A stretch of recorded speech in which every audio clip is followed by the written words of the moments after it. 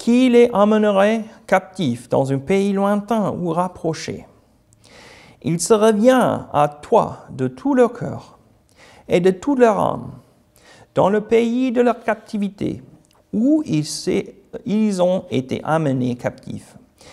S'ils t'adressent des prières et les regards tournés vers leur pays, que tu as donné à leur père, vers la vie que tu as choisie, et vers la maison que j'ai bâtie à ton nom.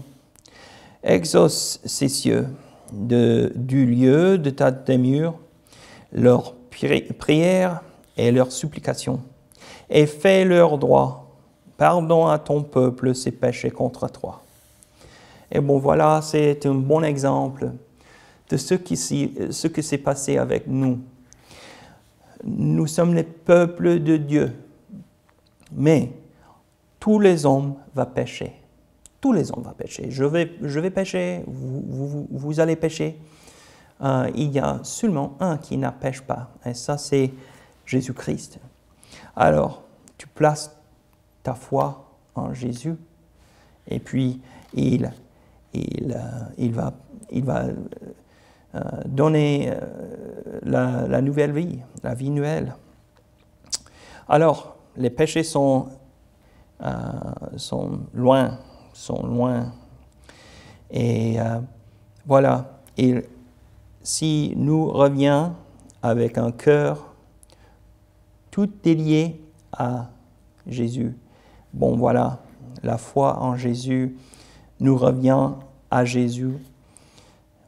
Bon, les péchés sont loin de nous. Et nous avons la vie éternelle avec Jésus. Ça, c'est un bel exemple que Salomon a expliqué dans son prière. Alors, l'exil. Mais les peuples d'Israël ont péché contre Dieu. Et ils se fâchaient contre eux. En résultat, comme Josué a averti en chapitre 23, verset 16, en 608 avant Jésus-Christ, pendant le roi Jehoiakim, l'Israël était conquis par les armées de Babylone. Et en Esdras et Néhémie, ils sont les deux livres dans la Bible, écrits par les hommes. Esdras et Néhémie, ils ont vécu en 538 avant Jésus-Christ. L'exil en Babylone a duré pendant 7 ans, jusque Jérémie le prophète a dit. Et puis les peuples d'Israël sont restaurés au pays. Et Esdras et Néhémie, ils ont rebâti Jérusalem. Et qu'est-ce que vous pensiez que les dirigeants Esdras et Néhémie vont faire directement après qu'ils ont rebâti le temple et le mur de Jérusalem? Correct, une assemblée des peuples d'Israël. Soit Néhémie 5 vers 8, Esdras ouvrit le livre à la vue de tout le peuple, car il était élevé au-dessus de tout le peuple. Et lorsqu'il le ouvert, tout le peuple se tint en place. Esdras bénit l'Éternel, le grand Dieu. Et tout le peuple répondit en levant les mains. Amen, Amen. Et ils s'inclineront et se prosterneront devant l'Éternel, le visage contre terre. Josué Bani, une Josué différent. Josué Bani, Sherebiah, Jamin, Akub, Shabbathai, Hodijah, Massajeh. Il y a beaucoup de noms, je ne sais pas comment dire les noms, mais voilà, ils sont là. Tous les Lévites expliquaient la loi au peuple, et chacun restait à sa place. Donc, à l'assemblée, ils expliquaient la loi. Ils lisaient distinctement dans le livre de la loi de Dieu, et ils ont donné le sens pour faire comprendre ce qu'ils avaient lu. Voilà une autre raison pour l'Assemblée, pour expliquer, pour enseigner le mot de Dieu. C'était le même temple qui était en place pendant la vie de Jésus-Christ, ce temple que Esdras et Néhémie a bâti, et qui a été détruit par les Romains en 70, l'année 70. Dans l'Évangile selon Matthieu 24, 1 jusqu'à 2, comme Jésus s'en allait, au sortir du temple, ses disciples s'approcheront pour lui en faire remarquer les constructions. Mais il leur dit, « Voyez-vous tout cela? Je vous le dis en vérité, il ne restera pas ici pierre sur pierre qui ne soit renversée. » Et donc ça a été 40 années avant ça s'est passé. Plus tard, en chapitre 27, vers 50 jusqu'à 51, Jésus poussa de nouveau un grand cri et rendit l'esprit. Et voici, le voile du temple se déchira en deux, depuis le haut jusqu'en bas. Et voilà, ça c'est la voile décrite en Exode. La voile qui sépare Dieu et homme. Parce que Dieu est saint, saint, saint. Jésus était parfait.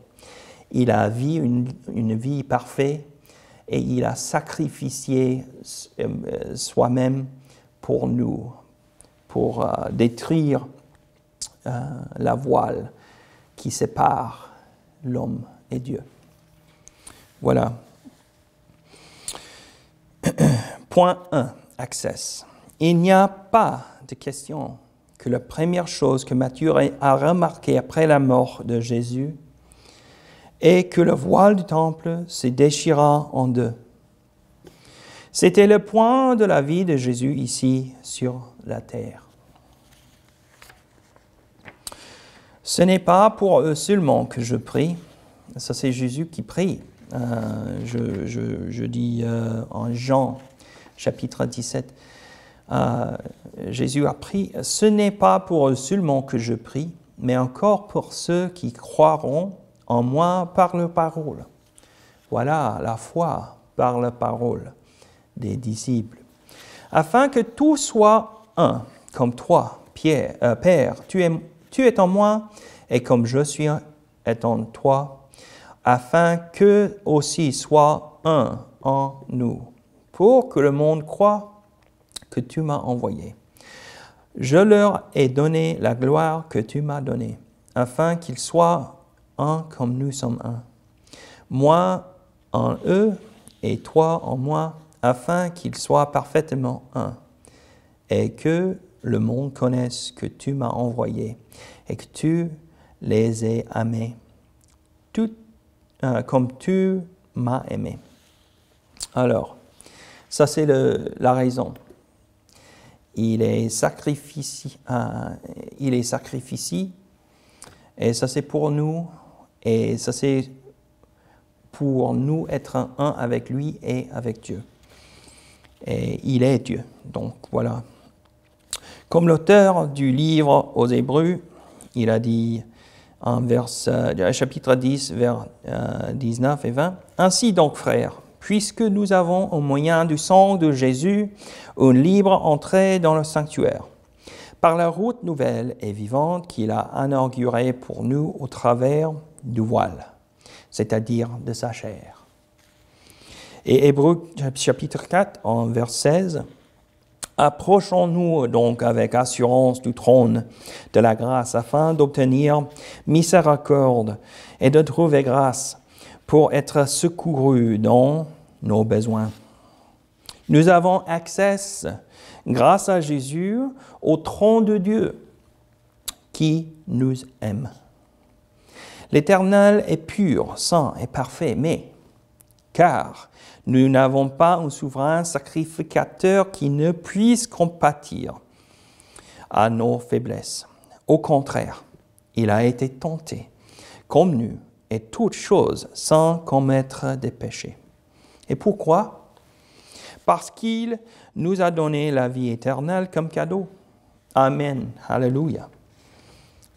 Point 2. Plaidoyer. Jésus n'arrête pas là. jusqu'au trône et rien plus jamais. Il est notre avocat, notre représentation.